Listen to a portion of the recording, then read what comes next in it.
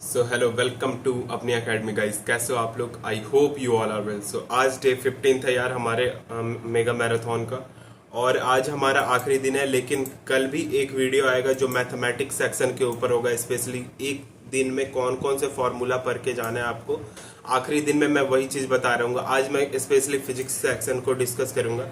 Physics section में हम total कितने नंबर को डिस्कस करेंगे, तो टोटल 30 मार्क्स का क्लियर करेंगे कि 30 नंबर कैसे लेके आया जा सकता है। इस 30 में से अगर आप इसका 50 to 70% भी कर लेते हैं तो आपके पास 20 या 25 मार्क्स आप स्कोर कर लोगे यार।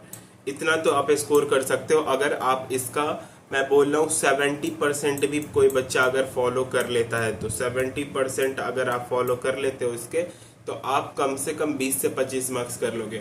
डे 15 पे हमें क्या क्या चीज़ करने हैं उन सब चीज़ों के ऊपर बात करेंगे कि डे 15 में आपके पास फिजिक्स में क्या क्या चीज़ अभी पढ़ना है, क्योंकि परसों आपकी एग्ज़ाम है यार, संडे को एग्ज़ाम है, और आज क्या क्या पढ़ लेना है आपको उसके ऊपर बात करेंगे।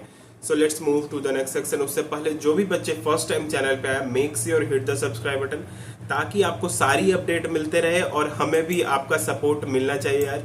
अगर आप सपोर्ट करते हो हमारे लिए भी मोटिवेशन का कारण बनता है वो, और आपके लिए कंटिन्यूसली सारी चीज़ें अपडेट मिलती रहेगी। किस तरीके से आगे एग्जामिनेशन के बाद भी जो प्रोसेस होती है वो सारी चीज़ आपको मिलती रहेगी। So make sure hit the subscribe button. चलिए आगे बढ़ते हैं यार। हम शुरू करेंगे क्लास 11th के ऊपर। क्लास 11th से हम ट्राई करेंगे कम से कम हम 5 से 10 नंबर के बीच में अचीव करने का, 5 से 10 नंबर। ठीक है, यहाँ से ट्राई करेंगे क्लास 11 से निकालने का। अप्रॉक्सीमेटली हम 8 नंबर तक क्लास 11 से आज के वीडियो में निकाल लेंगे यार।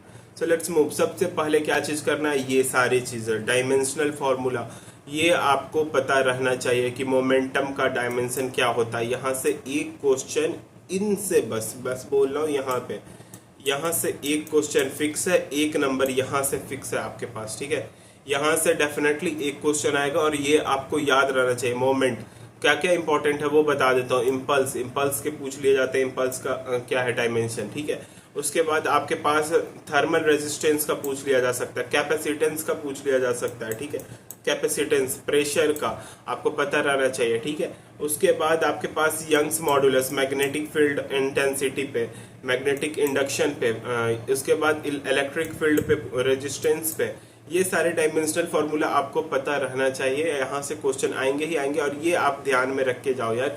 यहाँ से डेफिनेटली एक नंबर का ये फिक्स है, इस पेज में से एक नंबर फिक्स है आपके पास। ठीक है, then move to the kinematics part. Kinematics में सारे पूरा काइनेमेटिक्स पढ़ने नहीं बैठना यार, वहाँ पे कुछ इंपॉर्टेंट चीज़ है। मोशन विथ कांस्टेंट एक्सेलरेशन वाला पार्ट है, इक्वेशन ऑफ मोशन, और ये डिफरेंट केस पे कौन कौन सा वीटी ग्राफ और बनेगा उसके ऊपर वीटी ग्राफ से क्वेश्चन पूछे जाते हैं। यहाँ से आप एक क्वेश्चन एक्सपेक्ट करोगे कि यहाँ से एक क्वेश्चन मिल जाए आपको इन ग्राफ से, और एक क्वेश्चन इधर से आपके पास मिल जाएगा यार। ठीक है, एक्सेलरेशन निकालने के लिए, वेलोसिटी निकालने के लिए ये फॉर्मूला आपको पता रहना चाहिए, ये डिस्प्लेसमेंट के लिए ये फॉर्मूला पता रहना चाहिए। आपसे यहीं से ही क्वेश्चन पूछे जाते हैं और कहीं से क्वेश्चन नहीं पूछे जाते यार। तो ये फॉर्मूला आपको पता रहेगा। एक नंबर यहाँ से फिक्स हो जाएगा, एक नंबर डेफिनेटली यहाँ से, और एक नंबर यहाँ से, तो टोटल 3 नंबर यहाँ से आप क्लियर कर लोगे यार। उसके बाद आगे जब बढ़ेंगे, रिलेटिव मोशन आप पढ़ सकते हो। अगर आपको थोड़ा बहुत नॉलेज है, प्रायर नॉलेज है, तभी पढ़ना। मैं अभी के लिए नहीं बोलूँगा कि डायरेक्ट इसी को पढ़ो, लेकिन अगर थोड़ा प्रायर नॉलेज है तो आप इसको पढ़ो। यहाँ से और यहाँ से, ये दोनों है ना, यहाँ से एक नंबर के क्वेश्चन दोनों में से किसी में से आ सकते हैं। ठीक है यार, ज़्यादातर प्रोजेक्टाइल मोशन यहाँ पे कवर करने की कोशिश करना। प्रोजेक्टाइल से क्वेश्चन आ सकता है, मोशन अंडर ग्रेविटी से अगर ज़्यादा क्वेश्चन नहीं भी आए तो प्रोजेक्टाइल से क्वेश्चन आ सकता है। और वहीं रिलेटिव वेलोसिटी से मैं बोल रहा हूँ, रिलेटिव मोशन जो है वहाँ से एक क्वेश्चन अगर आप पढ़ रखे हो तभी क्लियर करो, नहीं तो मत क्लियर करो। तो अभी तक हमने 4 नंबर इन 2 स्लाइड में कवर किया है। पहला यहाँ पे यूनिट एंड डायमेंशन का ये जो डायमेंशनल फार्मूला है उसके ऊपर, और उसके बाद ग्रेविटेशन में ये ग्राफ आपको पता रहना चाहिए। उसमें से भी देखो यार कुछ इंपॉर्टेंट ग्राफ है उसके ऊपर। क्वेश्चन नंबर 0.4 से 0.6 तक आपको पता रहना चाहिए किस तरीके की ग्राफ बनेगी, वीटी ग्राफ या एसटी ग्राफ कैसे बनेगी, उसी को फॉलो करना है आपको। ठीक है, सो let's move. Motion under gravity में मैक्सिमम हाइट एच कैसे निकलता है? देखो यहाँ से ना एक नंबर का क्वेश्चन बनता है यार, मैंने पहले भी बताया कि यहाँ से एक नंबर के क्वेश्चन बन जाते हैं। आपको ये फॉर्मूला आपको पता रहना चाहिए, u²/2g, ठीक है। तो ये फॉर्मूला ना आपके पास एकदम मतलब put the value get the answer वाला क्वेश्चन यहाँ से आ जाते हैं। तो यहाँ पे इजी क्वेश्चन आ जाता है। टोटल टाइम ऑफ फ्लाइट, ये भी आपको पता रहना चाहिए कि टोटल टाइम ऑफ फ्लाइट कैसे निकालते हैं। तो ये जो 3 फॉर्मूले है ना, आपको ये इंपॉर्टेंट है। अगर मोशन अंडर ग्रेविटी से क्वेश्चन आता है तो एक नंबर यहाँ से फिक्स हो जाता है यार, ठीक है। तो ये तो आपके पास मोशन अंडर ग्रेविटी की बात हो गई। फिर आगे अगर हम बढ़े तो फ्रिक्शन, देखो एनएलएम पूरा नहीं पढ़ने जाना है, लॉज ऑफ मोशन आपको पता है। अगर देखो F=ma पे भी क्वेश्चन पूछा जाता है, force equal to mass into acceleration पे क्वेश्चन पूछा जाता है, ये आपको पता रहना चाहिए। यहाँ से क्वेश्चन आएंगे ही आएंगे आपके पास। बट ये चीज है कि फ्रिक्शन में आपके पास फ्रिक्शन से एक क्वेश्चन फिक्स रहता है यार, ठीक है। और ये जो कॉन्सेप्ट है, यहाँ पे कॉन्सेप्ट है, ये फॉर्मूला स्टैटिक फ्रिक्शन कैसे निकाल सकते हैं, स्लाइडिंग फ्रिक्शन कोएफिशिएंट कैसे निकालता है, ठीक है। एंगल ऑफ फ्रिक्शन पे क्वेश्चन पूछ लिए जाते हैं, ठीक है। एंगल ऑफ रिपोज पे नहीं पूछा जाता यार, ये सारी चीजें जो है ना वहां से क्वेश्चन नहीं पूछे जाते। But angle of static friction sliding friction पे क्वेश्चन आपके पास देखने को मिलेगा। तो ये चीज आप पढ़ो, यहाँ से एक क्वेश्चन आपके पास फ्रिक्शन से आ जाएगा। तो टोटल अभी तक हमने क्लियर कर लिया 6 मार्क्स का।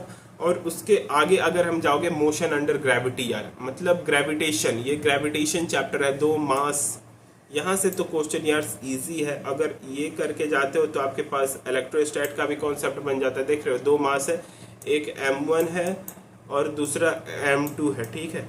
इसके बीच का डिस्टेंस r है, ठीक है। तो अब इस दोनों के बीच में ग्रेविटेशनल फोर्स क्या लग रहा है? Force of attraction between 2 point of mass, इन दोनों के बीच का। तो F=g m1 m2 upon r²। यहाँ से इसी क्वेश्चन, इस पे ही फॉर्मूला पे एक नंबर का क्वेश्चन पूछ लिया जाता है, ठीक है यार।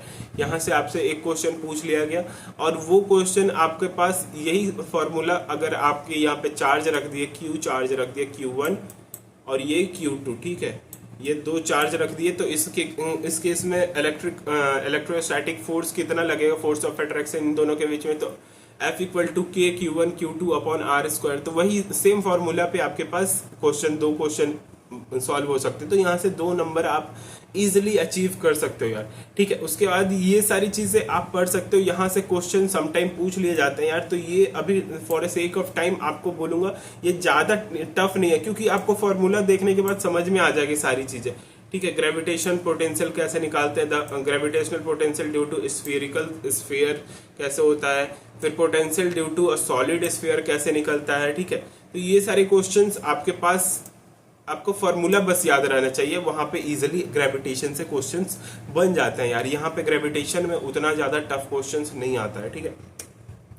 Then we move to class 12th part. यहाँ पे टोटल अभी तक हमने टोटल 7 नंबर क्लियर किया था, 7 से 8 नंबर 11th में। और अब हम यहाँ पे अप्रोक्सीमेटली आपको बोल रहा हूँ कम से कम 15 मार्क्स से 15 से 20 मार्क्स यहाँ पे क्लियर कर रहे होंगे। 15 से 20 मार्क्स, ठीक है।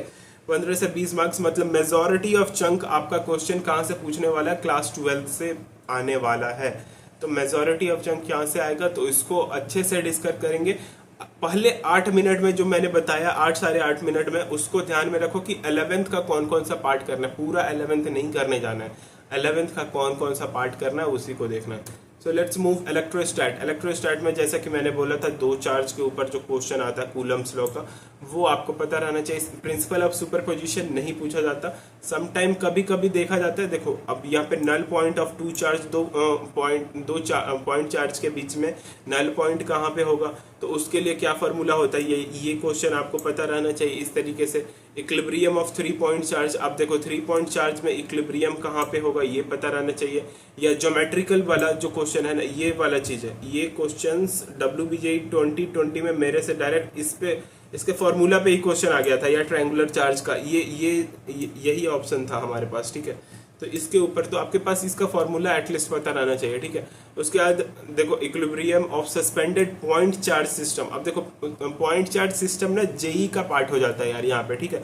लेकिन समटाइम यहाँ से आपको थीटा निकालने के लिए बोल दिया जाएगा, तो ये चीज आप अगर पढ़ के रखोगे ना तो इजिली आपसे सॉल्व हो जाता है क्वेश्चन, ठीक है। और ये क्वेश्चन अगर आएगा तो 2 नंबर वाले क्वेश्चंस में से आएगा। तो देखो यहाँ पे टोटल कितने क्वेश्चन, एक क्वेश्चन इधर से बन जाते हैं, 2 पॉइंट चार्ज, एक क्वेश्चन इन दोनों से बन जाते हैं समटाइम, और उसके बाद एक क्वेश्चन 2 मार्क्स का क्वेश्चन यहाँ से। तो टोटल 4 नंबर इसी पेज से क्लियर हो जाएगा यार, ठीक है, 4 नंबर का क्वेश्चन।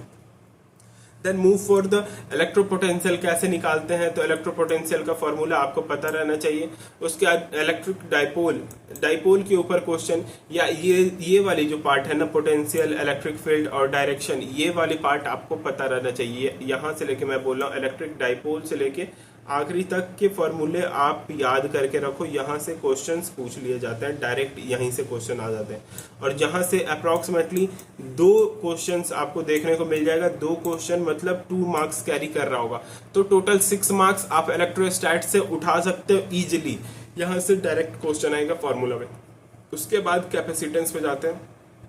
देखो पैरेलल प्लेट वाले जो फॉर्मूले है ना, स्फेरिकल कैपेसिटर का क्या फॉर्मूला है ये आपको पता रहना चाहिए। उसके बाद आइसोलेटेड स्फेरिकल कैपेसिटर का क्या फार्मूला। उसके बाद देखो यहाँ पे ये दोनों चीज तो आपको कॉमन चीज है ये, ठीक है, आपको नॉलेज रहनी चाहिए। यहाँ पे से मेन चीज शुरू होती है कॉम्बिनेशन ऑफ कैपेसिटर से। यहाँ पे पैरेलल और सीरीज वाले कैपेसिटर, जब कैपेसिटर पैरेलल में लगे हुए हैं तो उस वक्त कैपेसिटर सी इक्विवेलेंट कैसे निकालेंगे, उसी तरीके से अगर सीरीज में है तो उस समय सी इक्विवेलेंट कैसे निकालेंगे। फिर energy stored in a charge capacitor, यहाँ से एक क्वेश्चन डेफिनेटली देखने को मिल जाएगा, ठीक है, एक क्वेश्चन यहाँ से और एक क्वेश्चन इन दोनों में से किसी एक से आपको देखने को मिलेगा, ठीक है। तो ये तो हो गई 2 नंबर का यहाँ से। उसके बाद आपको ये भी आपको पता रहना चाहिए work done by the charge capacitor का वर्क डन कैसे निकालते हैं, यहाँ से भी क्वेश्चन बनता है यार। तो ये भी आपको फॉर्मूला याद रहना चाहिए वर्क डन का, ठीक है। तो ये तो हो गई टोटल, यहाँ से 3 नंबर आप कैरी कर सकते हो कैपेसिटर से, खास करके 3 नंबर आप निकाल सकते हो इजिली, ठीक है। उसके बाद आप चलोगे करंट इलेक्ट्रिसिटी, आपको ओम्स लॉ पता रहना चाहिए। ओम्स लॉ पे डायरेक्ट क्वेश्चन आ जाते हैं यार। किरचॉफ लॉ आपको पता रहना चाहिए जंक्शन और नोडल जंक्शन पे। लूप में कैसे निकालते हैं, लूप एनालिसिस। देखो यहाँ पे ना किस तरीके के क्वेश्चन एक्चुअली में आएंगे, इस तरीके के, जैसे कि अगर इस तरीके के क्वेश्चन अभी तक आपने नहीं लगाए हैं, डिस्क्रिप्शन बॉक्स में हमने मॉक टेस्ट का लिंक दे रखा है। सेम उसी तरीके के क्वेश्चन आपसे WBJE में भी पूछे जाएंगे यार। और ये क्वेश्चन 1 नंबर का इस तरीके से, 1 नंबर का आपको इस तरीके से क्वेश्चन आएगा ही आएगा, यहाँ से फिक्स ही है क्वेश्चन आना, ठीक है। उसके बाद अगर अब पोटेंशियल डिफरेंस की बात करो, वहां से क्वेश्चन आ सकता है। इफिशिएंसी ऑफ रेजिस्टेंस पे क्वेश्चन आता है और ये पूछ लिया जाता है इजिली। देखो किरचॉफ लॉ पे क्वेश्चन एक आ जाता है यार, किरचॉफ लॉ से क्वेश्चन आ जाता है। ग्रुप ऑफ सेल पे क्वेश्चन अभी तक नहीं पूछे गए हैं, तो ये वाली पार्ट जो है ना आप इसको अवॉइड कर सकते हो। लेकिन ये जो 3 है किरचॉफ लॉ, ठीक है, उसके बाद कॉम्बिनेशन ऑफ रजिस्टर्ड, जो पैरेलल और सीरीज वाले हैं उसको बिल्कुल अवॉइड नहीं करना है आपको। यहाँ से क्वेश्चन डेफिनेटली पूछे जाते हैं, हर साल पूछे जाते हैं। उसके बाद व्हीटस्टोन ब्रिज आपको पढ़ना जरूर, यहाँ से क्वेश्चन डेफिनेटली आपको देखने को मिलता है। मैंने पहले की वीडियो में भी बताया है 1 नंबर के क्वेश्चन यहाँ से भी आप एक्सपेक्ट करोगे, ठीक है। तो टोटल करंट इलेक्ट्रिसिटी से आप टोटल 4 नंबर कलेक्ट कर रहे होगे, और 4 नंबर, और उसके बाद हमने इलेक्ट्रोस्टैट में 6 नंबर क्लियर किए थे, और उसके साथ साथ 2 नंबर हमने कैपेसिटर में भी क्लियर किए थे। तो टोटल हमारे पास हो जाते हैं 12 मार्क्स जो अभी तक हमने क्लियर कर लिया। उसके बाद मैग्नेटिक इफेक्ट ऑफ करंट यार, देखो मैग्नेटिक इफेक्ट यहाँ इस फॉर्मूले पे क्वेश्चंस पूछे जाते हैं। देखो डायरेक्ट इस फॉर्मूले पे क्वेश्चन पूछे जाते हैं, डायरेक्ट इस फॉर्मूले पे क्वेश्चन आ जाता है मैग्नेटिक इंडक्शन। तो ठीक है, ये फॉर्मूला आपको पता रहना चाहिए, इस फॉर्मूले के बिना क्वेश्चंस नहीं बनेंगे, और most of the formula questions जो है इधर से ही सॉल्व हो जाते हैं आपके, ठीक है। तो ये तो हो गई। यहाँ से देखो, यहाँ से आप एक क्वेश्चन एक्सपेक्ट करो, डेफिनेटली पूछ लिए जाएंगे। तो ये फॉर्मूला आपको एटलीस्ट पता है तो रहना चाहिए, तो तभी तो क्वेश्चंस आपके पास बनेंगे, ठीक है। उसके बाद हमारे पास यहाँ पे देखो magnetic induction due to the current carrying straight line. देखो यहाँ ये जो फेवरेट टॉपिक है यार, यहाँ से एक क्वेश्चन डेफिनेटली आएगा। स्ट्रेट लाइन में कैसे कवर कर रहा है। फिर इनफाइनाइट वाला, यहाँ से 1 नंबर का क्वेश्चन बन जाता है। यहाँ से भी क्वेश्चन इसकी भी क्वेश्चन अच्छी क्वेश्चन बनती है यार स्ट्रेट लाइन पे। अब देखो alpha 0 degree, alpha 1 0 degree, alpha 2 90 degree पे क्या होगा, अल्फा 1 90 डिग्री, अल्फा 2 भी 90 डिग्री है, तब उस केस में क्या होगा। तो इस तरीके के क्वेश्चन आपको ये केस वाइज याद रखना होगा कि दोनों अल्फा, अगर अल्फा 1 अल्फा 2 90 है या अल्फा 1 और 0 है और अल्फा 2 90 डिग्री है, तो वो केस आपको पता रहना चाहिए। उसके बाद magnetic field due to a flat circular coil current carrying जो कैरिंग करंट में ना, ये जो सर्कुलर कॉइल पे करंट कैरिंग होगा उसमें मैग्नेटिक फील्ड का क्या फॉर्मूला होगा, ये फॉर्मूला आपको ध्यान में रहना चाहिए। बी एक्सिस पे ये जो है ना ऑन एक्सिस वाले क्वेश्चंस यहाँ से, तो यहाँ से भी आप एक क्वेश्चन एक्सपेक्ट करोगे और ये पूछे जाएंगे डेफिनेटली, ठीक है। उसके बाद ये क्वेश्चन भी आप एक्सपेक्ट करो कि यहाँ से आपको पास एक क्वेश्चन यहाँ से भी पूछ लिया जाए। सोलेनॉइड का केस में समटाइम बच्चे को थोड़ा सा टफ लगता है सोलेनॉइड, लेकिन अगर पढ़ रखे हो पहले से तो इसको जरूर देख के जाओ यार, कि इस तरीके के क्वेश्चन डेफिनेटली पूछ लिए जाते हैं WBJ में। और देखो ये जैसे सोलेनॉइड का क्वेश्चन है, तो सोलेनॉइड कैसे निकालेगा, अगर डायरेक्शन अलोंग द एक्सिस है तो उस केस में मैग्नेटिक फील्ड कैसे निकलेगा, तो ये सारे क्वेश्चन आपके पास पूछ लिए जाते थे। वैसे ही magnetic induction due to current carrying sheet, ये देखो सीट वाली चीज है, तो ये फॉर्मूला भी आपको पता रहना चाहिए। सीट से अगर पास कर रहा है तो उस केस में, अगर मैग्नेटिक थिक सीट से पास कर रहा है तो क्या, अगर मोटा सीट है, एक तो पतला सीट है, उससे करंट पास कर रहा है तो वहां पे थिकनेस पे हमारे पास कोई प्रॉब्लम नहीं होगा। लेकिन अगर मोटा सीट है तो उसका बीच का थिकनेस भी तो हमारे लिए डायमीटर उसका जो होगा उसके ऊपर भी, तो ये जो डायमीटर वाली प्रॉब्लम है ना, यहाँ से आपके पास फिर एक क्वेश्चन बन सकता है यार। तो टोटल यहाँ पे 5 नंबर कैरी कर सकते हो आप, ठीक है। 5 नंबर यहाँ से भी निकाल सकते हो आप, और डायरेक्ट ये फॉर्मूला बेस्ड, जैसा कि यहाँ से मैंने बताया ना, एक क्वेश्चन यहाँ से बनेगा, उसके बाद ये जो पार्ट है ना इसको जरूर करके जाओ, यहीं से question, most of the question आपके पास बनेंगे 1-1 नंबर के, ठीक है। उसके बाद AC पे आते हैं, करंट इलेक्ट्रिसिटी एंड EMI। देखो करंट इलेक्ट्रिसिटी में पूरा नहीं पढ़ना है, AC सर्किट का ये वाला पार्ट आपको पढ़ के जाना है। यहाँ से डेफिनेटली आपके पास एक क्वेश्चन बन रहा है, एक क्वेश्चन यहाँ से पूछेगा। इम्पीडेंस आपको पता रहना चाहिए। सीरीज में LCR सर्किट में आपके पास कैसे निकालते हैं, किस तरीके से सॉल्व होगा सीरीज में, अगर LCR सर्किट है पावर फैक्टर कैसे निकलता है वो आपको पता रहना चाहिए। ये सारी चीज जो है ना, ये यहाँ से क्वेश्चन फिक्स्ड है यार, ये फॉर्मूले पे क्वेश्चन आपको पता रहना चाहिए फॉर्मूला, तभी जाके क्वेश्चंस बनेंगे, ठीक है। उसके बाद आपके पास सीरीज LCR सर्किट के ऊपर कंप्लीट एक्सप्लेनेशन है, तो ये थोड़ा सा इधर ज़्यादा टच नहीं करता, बट अगर आपके पास टाइम हो तो पढ़ना, नहीं तो ये जरूर पढ़ के जाना। मैं इन जिनको स्टार कर रहा हूँ, मैं इस PDF को आपको शेयर कर दूंगा एज इट इज, तो आप जरूर पढ़ के जाना। इसके यहाँ से क्वेश्चन डेफिनेटली पूछ लिया जाएगा, ठीक है यार। उसके बाद मॉडर्न फिजिक्स के पार्ट पे आते हैं। मॉडर्न फिजिक्स में इलेक्ट्रोमैग्नेटिक स्पेक्ट्रम पे क्वेश्चंस, उसमें भी मैं बता रहा हूँ कहाँ से क्वेश्चन। प्लैंक कांस्टेंट में E की वैल्यू, यहाँ पे मैंने जब मेगा मैराथन चल रहा था उसमें भी जब हम मॉडर्न फिजिक्स को डील किए थे वहाँ पे भी बताए थे, इस फॉर्मूले पे क्वेश्चन देखने को मिलेगा ही मिलेगा आपके पास, ठीक है। उसके बाद आपके पास photon, linear movement of photon के ऊपर क्वेश्चन रह जाते हैं। उसके बाद अगर आगे बढ़ो तो यहाँ से आपके पास फोटो इलेक्ट्रिक इफेक्ट के जो क्वेश्चंस होते हैं वहाँ वो पूछ लिए जाते हैं यार।